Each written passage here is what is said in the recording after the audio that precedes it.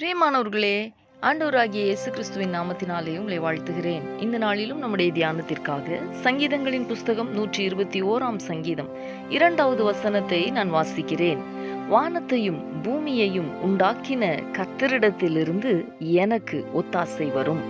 இந்த நாளிலே நம்முடைய தியானத்திற்கு எனக்கு ஒத்தாசை வரும் என்கிற தலைப்பை நான் கொடுக்க விரும்புகிறேன். அன்பானவர்களே, நேற்றைய தினத்தின் தியானத்தின் தொடர்ச்சியாகவே இந்த நாளின் வேத பகுதி அமைந்துள்ளது.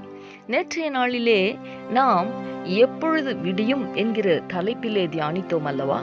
இந்த நாளிலே அந்த கேள்விக்கேற்ற ஒரு பதிலை போலவே கர்த்தரிடத்திலிருந்து எனக்கு ஒத்தாசை வரும் என்று சங்கீதக்காரன் சொல்லி இருக்கிற அந்த வார்த்தைகளைத்தான் நாம் தியானிக்க போகிறோம்.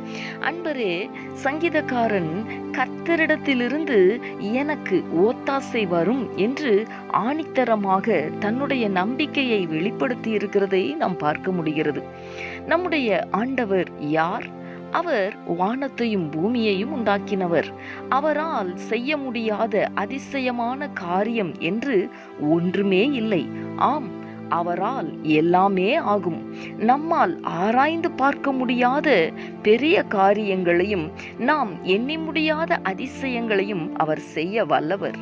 இந்த சகலத்தையும் செய்ய வல்லமையுடைய தேவனிடத்திலிருந்து நமக்கும் நிச்சயமாய் ஒத்தாசை வரும், உதவி வரும், நன்மை வரும், ஆசீர்வாதம் வரும், வெளிச்சம் வரும், இருளான சூழ்நிலைகள் நிச்சயமாகவே மாறும்.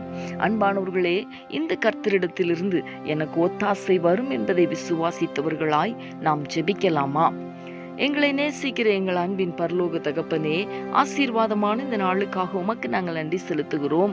இந்த நாளிலும் வானத்தையும் பூமியையும் உண்டாக்கின கர்த்தரிடத்திலிருந்து எனக்கு ஒத்தாசை வரும் என்று சங்கீதக்காரன் சொன்ன அந்த வார்த்தையை நாங்கள் தியானித்தோமே. தகப்பனே, எங்களுடைய வாழ்க்கையிலே நீர் சகலத்தையும் நேர்த்தியாய் செய்ய வல்லவர். நீர் செய்ய நினைத்திருக்கிறது ஒன்றும் தடைப்படுவது இல்லை ஆண்டவரே. ஆராய்ந்து முடியாத பெரிய காரியங்களை, எண்ணி முடியாத அதிசயங்களை எங்கள் ஒவ்வொருவருடைய வாழ்க்கையிலே நீர் தகுந்த காலத்திலே நிறைவேற்ற வல்லவர் என்பதை அறிந்து உம்மை நாங்கள் ஸ்தோத்தரிக்கிறோம்.